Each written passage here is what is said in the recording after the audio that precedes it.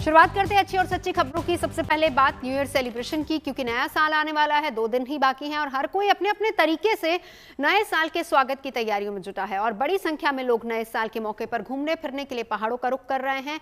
और यही वजह है कि जैसे जैसे नया साल नजदीक आ रहा है, लोगों ने बड़ी संख्या में पहाड़ी राज्यों का रुख करना शुरू कर दिया। खासकर उत्तर भारत के तीनों पहाड़ी राज्य जम्मू कश्मीर, हिमाचल और उत्तर प्रदेश, जहां पर पर्यटक अच्छी खासी तादाद में पहुंच रहे हैं, जिसके चलते जगह जगह पर जाम की स्थिति बन गई है, जिससे निपटने के लिए प्रशासन की ओर से तैयारियां कैसी हैं वो आपको दिखाते हैं।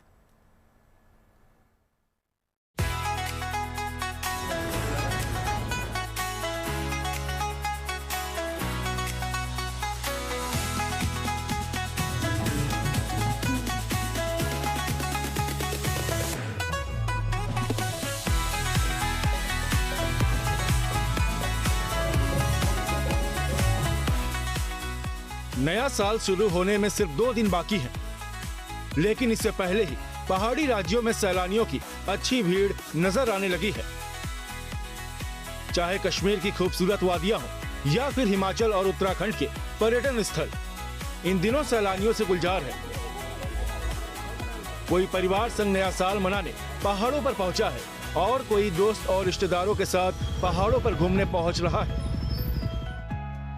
ये तस्वीरें पहाड़ों की रानी के नाम से मशहूर शिमला से आई हैं, जहां पर्यटकों की ये भारी भरकम भीड़ हालात को बयां करने के लिए काफी है। ये हाल शिमला में तब है जब इस साल भी दिसंबर में शिमला में बर्फबारी का इंतजार अधूरा ही रह गया है। बावजूद इसके बड़ी संख्या में देश के कोने कोने से सैलानी घूमने के लिए शिमला पहुंचे हैं। लगातार सैलानी जो है वो पहाड़ों का रुख कर रहे हैं। आप तस्वीरें मेरे पीछे देखें, ये शिमला का मशहूर माल रोड है। स्कैंडल पॉइंट इस समय तस्वीरों में जो है वो नज़र आ रहा है, जहां पर सैलानी जो हैं वो अब पहुंच रहे हैं और तादाद पिछले कुछ महीनों के मुकाबले में अगर करें तो अब बढ़नी शुरू हो गई है। मौसम विभाग का ये कहना है कि आने वाले 72 घंटे के अंदर जो है अब बर्फबारी की उम्मीद है। अगर स्नोफॉल हो जाती है वो तो अमेजिंग टाइम है, फिर तो हमें एक स्पेंड करने का वो वाला, तो मुझे लगता है अगर स्नोफॉल हो गई तो हमारा ट्रिप पूरा कंप्लीट है हमारे लिए। वो तो हम तो चाहते हैं कि स्नोफॉल हो और हम एंजॉय करें उसमें। यहाँ पे आकर अब बहुत पॉजिटिव वाइब्स हैं एंड पार्टी कर रहे हैं, एंजॉय कर रहे हैं, कहीं म्यूजिक चल रहा है, कहीं फोक डांस हो रहा है। मतलब जो कल्चर है वो हमें दिख रहा है कि शिमला का क्या कल्चर है वो हमें दिख रहा है यहाँ पे। चलिए, बहुत शुक्रिया हमसे बात करने के लिए। तो लोग लगातार पहाड़ों का रुख कर रहे हैं और इसलिए कि नए साल का जश्न इस बार जो है वो पहाड़ों की रानी शिमला समेत जो जितने भी टूरिस्ट डेस्टिनेशंस हैं वहाँ पर लोग जो हैं वो इस नए साल के जश्न के लिए जो है वो भारी तादाद में पहुँच रहे हैं। दावा ये किया जा रहा कि शिमला में हर रोज 15,000 गाड़ियां पहुंच रही हैं, जिससे जाम की स्थिति बनने लगी है।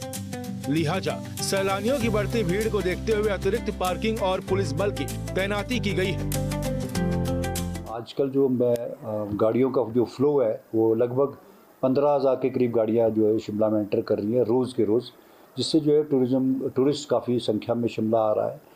और इसके अलावा हमारे जो पार्किंग की जो सुविधाएं थी, पार्किंग की उसको हमने रिस्ट्रिक्टेड रोड में भी हमने पार्किंग गाड़ियां लगाने की व्यवस्था की है। और इसके अतिरिक्त जो लॉ एंड ऑर्डर की जो हमारी यहाँ रहता है विंटर कार्ड या नववर्ष के उपलक्ष्य में 25 से 31 तक का, उसमें 450 के करीब अतिरिक्त पुलिस बल इसमें लगाए गए हैं। और साथ के साथ इसमें हमारा जो मेन जो टूरिस्ट को अट्रैक्ट करने का है वो हमने विंटर कार्निवाल का भी इसमें यहाँ आयोजन किया है। टूरिस्टों को, पर्यटकों को वेलकम करने के लिए उनके लिए पूरा इंतजाम हमने कर रखे हैं। राज्य के दूसरे पर्यटन स्थलों जैसे मैक्लोडगंज, चंबा और मनाली में भी पर्यटकों की यही भीड़ अभी से नजर आ रही है। अटल टनल मनाली मार्ग पर गाड़ियों की ये लंबी लंबी कतार बताने के लिए काफी है कि नए साल के मौके पर राज्य में कितनी बड़ी संख्या में सैलानी घूमने पहुंच रहे हैं। अभी भी गूगल पे हमको यहाँ से और मनाली तक जाने में 53 मिनट का दिखा रहा है, तो अभी भी हमें 1 घंटा एक्स्ट्रा लगेगा पहुँचने में। इंफ्रास्ट्रक्चर अच्छा है बट थोड़ा सा ट्रैफिक का प्रॉब्लम है, जैम पैक हो जाता है तो सारे के सारे बंदे ही फंसे हुए हैं उसमें। खास तौर पे जो लोग फैमिली और बच्चों के साथ आ रहे हैं उनको ज़्यादा दिक्कत है, क्योंकि बच्चे भूख प्यास से गाड़ी में बैठे हुए हैं, उनके लिए खाने के लिए बिस्किट, दूध, कोई चीज़ है नहीं, तो उनको परेशानी हो रही है। इस ट्रैफिक जाम से निकलकर जो लोग अपनी मंजिल तक पहुंचे हैं वो हिमाचल की खूबसूरत वादियों, कला संस्कृति और खान पान का मजा ले रहे हैं। देश भर से आए इन सैलानियों को हिमाचली संस्कृति से रूबरू करवाने के लिए डलहौजी विंटर फेस्ट जैसे आयोजन भी हो रहे हैं, जो सैलानियों को खास पसंद आ रहे हैं।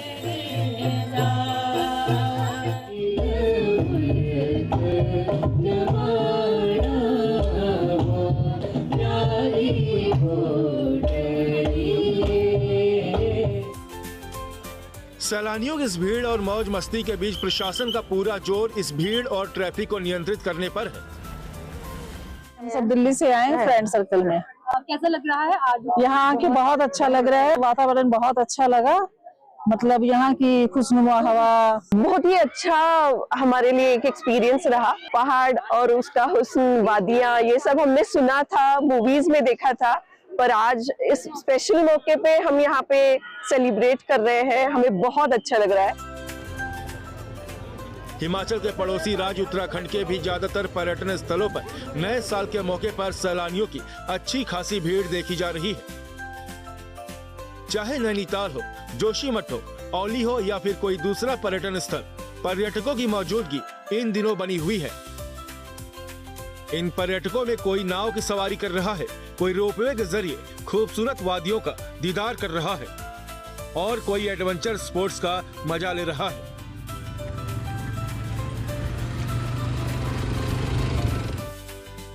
सैलानियों की इस भीड़ को देखते हुए अनुमान लगाया जा रहा है कि 31 दिसंबर और 1 जनवरी के दिन लाखों की संख्या में सैलानी देवभूमि पहुंच सकते हैं। ऐसे में अलग अलग जिलों में ट्रैफिक पुलिस की ओर से अभी से तैयारी शुरू की गई है ताकि सैलानियों को ट्रैफिक जाम की समस्या से बचाया जा सके। 31 दिसंबर और 1 जनवरी 26 को जो हैवी ट्रैफिक है वो पूर्णतः प्रतिबंधित रहेंगे। रात्रि को हम कुछ समय इन भारी वाहनों के लिए खोलेंगे, उसको अलग से नोटिफाई कर दिया जाएगा। आप सभी से अनुरोध है कि जब भी आप यहाँ पे घूमने के लिए आए तो इन ट्रैफिक जो डाइवर्जेंस हैं, जो शटल सर्विस है, जो ट्रैफिक प्लान है, इसका भली बात अध्ययन कर लें और सावधानी से बचें। यहाँ पे आने के बाद कुछ जो एडवाइजरी पुलिस के द्वारा जारी की गई है उसका भी अध्ययन कर लें। तो हम लोग ये प्लान कर रहे हैं, अभी तो बगैर बर्फ की जो सीजन है उसके हिसाब से प्लान कर रहे हैं, और जब बर्फ पड़ जाएगी जो कि 31 दिसंबर तक संभावित है, तो उस समय गाड़ियों में उनके पहियों में चेन लगाकर और ऐसी गाड़ियों को ऊपर हम जाने देंगे जो कि बर्फ में स्किड न करें। इसके अलावा क्योंकि रोपवे अभी काम नहीं कर पा रहा है जोशीमठ में, तो पार्किंग की भी औली में एक बड़ी समस्या रहेगी। उसके लिए भी हम लोगों ने GMVN के पास में और अन्य जगहों पर जगहें चिन्हित की हैं। उसके लिए हम अतिरिक्त बल भी थाना ज्योतिर्मठ को प्रदान कर रहे हैं, और पूरे जनपद में लगभग हम 100 होटल और रेस्तरां और जो बड़े ऐसे पार्टी के जो स्थान हैं उनमें फायर सेफ्टी ऑडिट करवा चुके हैं, और वहां पर जो है कर्मचारियों का वेरिफिकेशन किया गया। तो हम लोग पूरा प्रयास कर रहे हैं कि लोगों का नव वर्ष बहुत सुखमय और एक अच्छे हर्षोल्लास के वातावरण में बीते। दुनिया भर में अपनी खूबसूरती के लिए मशहूर कश्मीर में क्रिसमस के बाद से सैलानियों की रौनक बनी हुई है। सोनमर्ग, गुलमर्ग और डल झील जैसी जगहों पर लगातार पर्यटकों की मौजूदगी देखी जा रही है। सैलानियों की मौजूदगी से सुस्त पड़े राज्य के पर्यटन कारोबार ने रफ्तार पकड़ ली है। 31 दिसंबर और 1 जनवरी के मौके पर ये रफ्तार और बढ़ने की पूरी उम्मीद जताई जा रही है। इस बीच मौसम विभाग की ओर से एक खुशखबरी भी सामने आई है। खबर है कि नए साल के मौके पर घाटी पहुंचने वाले पर्यटकों को बर्फबारी देखने को मिल सकती है। गुलमर्ग में प्रेडिक्शन से पहले ही हल्की फुल्की बर्फबारी शुरू हो गई है। मेरे आसपास आप देख रहे होंगे जो स्नोफ्लेक्स हैं, हमेशा इसको कहा जाता है कि काफी मैजिकल पार्ट ऑफ नेचर है स्नोफॉल, क्योंकि जब बर्फ पड़ती है तो इससे खूबसूरत चीज आपको देखने को नहीं मिल सकती। मेरे आसपास सफेद चादर बर्फ की अभी बिछी हुई है। कुछ दिन पहले यहाँ काफी भारी जो है बर्फबारी हुई थी, और मौसम विभाग का माने तो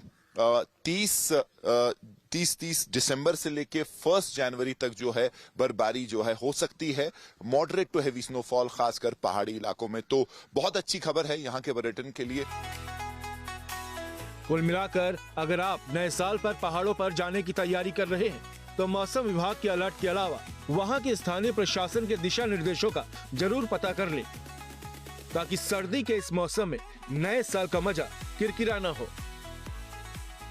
शिमला से विकास शर्मा, धर्मशाला से पूजा शर्मा, चंबा से विशाल आनंद, मनाली से मनमिंदर अरोड़ा, नैनीताल से लीला सिंह बिष्ट, चमोली से कमल नयन सिलोड़ी और गुलमर्ग से मीर फरीद के साथ bureau report, good news today. और अगली अच्छी खबर है डायमंड सिटी सूरत से, जहां पर कुछ युवाओं ने पर्यावरण को बचाने के लिए एक अनोखा तरीका निकाला। अब अनोखा इसलिए क्योंकि इन युवाओं ने सिगरेट के बट्स को रिसाइकिल करके पेपर, ऊन, फोटो फ्रेम, बुकमार्क, डायरी और की चेन जैसे उत्पादों में इसको बदल दिया। इनका मानना है कि सिगरेट के बट्स को प्राकृतिक रूप से नष्ट होने में सालों लग जाते हैं, जबकि रिसाइकिल प्रक्रिया के जरिए इसे कुछ ही समय में पर्यावरण के लिए उपयोगी बनाया जा सकता है।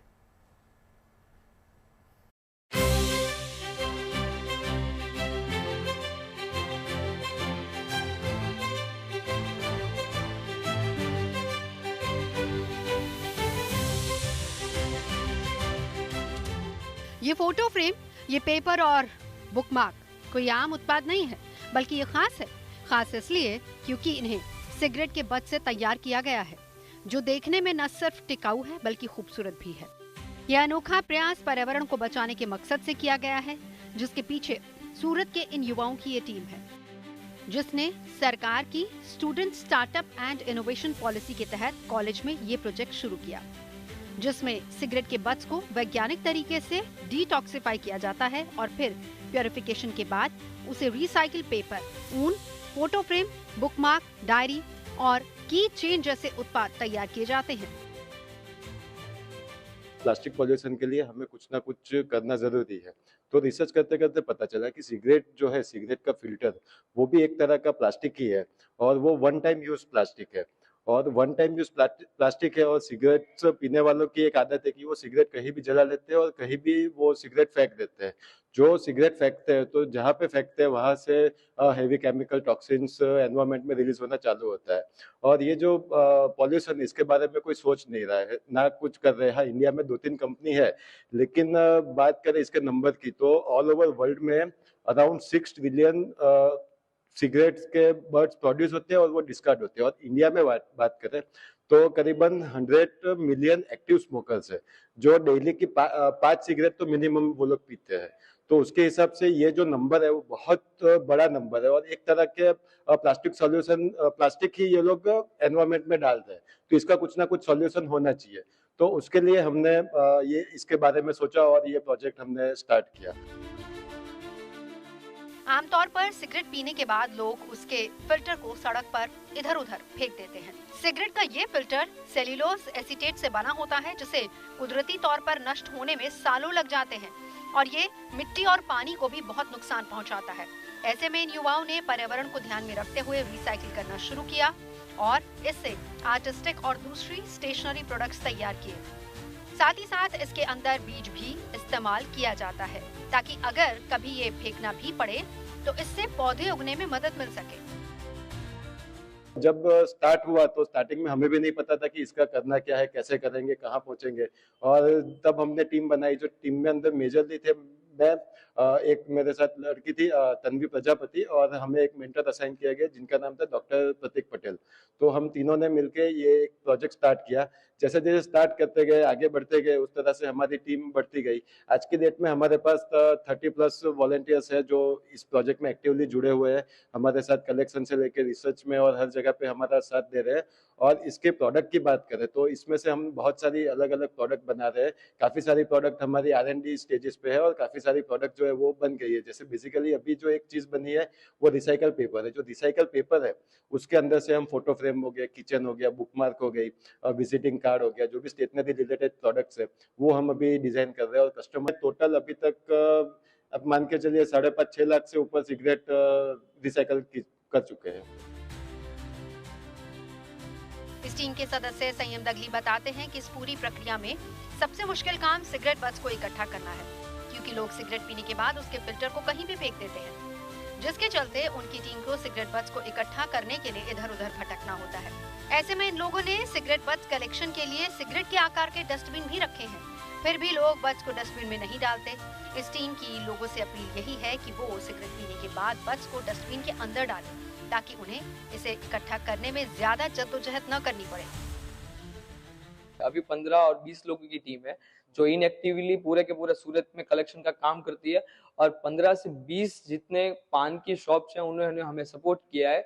और वहाँ पे हमारे रिसाइकल बिन जो है कचरा की हमने एक इनोवेटिव स्टाइल पे डिजाइन किया है, तो जिससे लोग को हम अवेयर करते हैं कि आप अपना जो सिगरेट्स का बट्स है, सिगरेट का जो कचरा है, वो प्लीज एक स्पेसिफिक एक जो हमने डंठल की एक बिन बने उसमें डालें। इससे सबसे हमारा मुश्किल काम था कलेक्शन का। कलेक्शन में ऐसा था कि सब चीजें को कलेक्ट करना, छोटा छोटा है, बारीक बारीक है, उस पर कलेक्ट करके उसको रिफाइन करना, पानी ना लगे तो उसको अलग करना, और सबको अवेयर करना कि भाई सिगरेट का यूज ही पहले आप कम करे तो इसमें डालिए, रिसाइकल बिन में डाले, कचरे की डब्बी में डाले, और उसमें हमें बहुत ज्यादा टाइम लगा था। हमारे पास अभी मैं एक वन इन एवरेज बात करूँ तो एक शॉप में से हमें 2 kg समथिंग 10,000 कलेक्शन की एक शॉप में से पर वीक मिलता है। तो अभी पर 60,000 जितना पर वीक पे तो हमें सूरत से मिल ही रहा है। साल दर साल बढ़ते पॉल्यूशन की वजह से पर्यावरण पर संकट गहराता जा रहा है। ऐसे में दुनिया भर में पर्यावरण बचाने के लिए कई प्रयास किए जा रहे हैं, और खास बात यह है कि सूरत के युवाओं की ये पहल भी किसी लाभ के लिए नहीं है, बल्कि समाज में बदलाव लाने और पर्यावरण को बचाने के लिए है। सूरत से संजय सिंह राठौर के साथ bureau report, good news today. और अब बात खाना खाते समय रील्स देखने के साइड इफेक्ट की कर लेते हैं। ब्रेकफास्ट, लंच या फिर डिनर करते समय फोन या टीवी स्क्रीन देखते रहना किसी के लिए भी घातक हो सकता है, और ये किसी के लिए एक बहुत बड़े खतरे की घंटी भी हो सकता है। अगर आप खाना खाते समय मोबाइल पर रील्स देखते हैं, ऐसी आदत अगर आपको है तो ये आपको परेशानी में डालने वाली है। बीजिंग यूनिवर्सिटी में हुई एक रिसर्च के मुताबिक खाना खाते समय मोबाइल या फिर कोई स्क्रीन देखने की आदत स्वास्थ्य के लिए कई तरीके से नुकसानदेह हो सकती है। मोबाइल में डूबकर खाने की आदत मोटापे को दावत दे सकती है, जिसमें डायबिटीज, हाइपरटेंशन, मेटाबॉलिक डिसऑर्डर जैसी तमाम बीमारियां आपको घेर सकती हैं।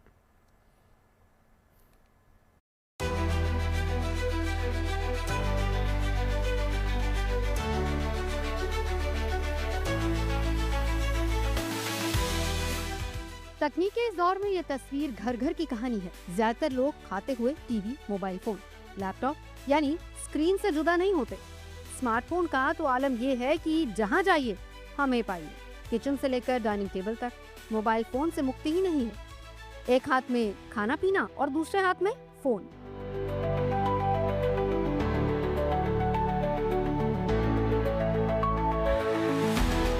स्मार्टफोन हमारी दिनचर्या का हिस्सा बन चुका है। घर की बैठक, बेडरूम, वॉशरूम से होते हुए अब ये खाने की टेबल तक पहुंच गया है।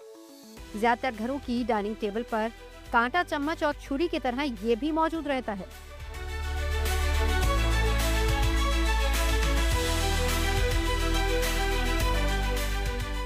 लोग सुबह आंख खोलने से लेकर सोने तक किसी न किसी तरीके से स्मार्टफोन की स्क्रीन से जुड़े रहते हैं, जिसमें ब्रेकफास्ट, लंच या डिनर के समय भी वो अपने स्मार्टफोन या फिर टीवी स्क्रीन से दूर नहीं होते। ज्यादातर लोग इस बात से भी अनजान हैं कि खाना खाते हुए मोबाइल देखना उनके स्वास्थ्य के लिए कितना घातक हो सकता है। खाना खाते वक्त स्क्रीन देखने की आदत सेहत के लिए नुकसानदायक हो सकती है।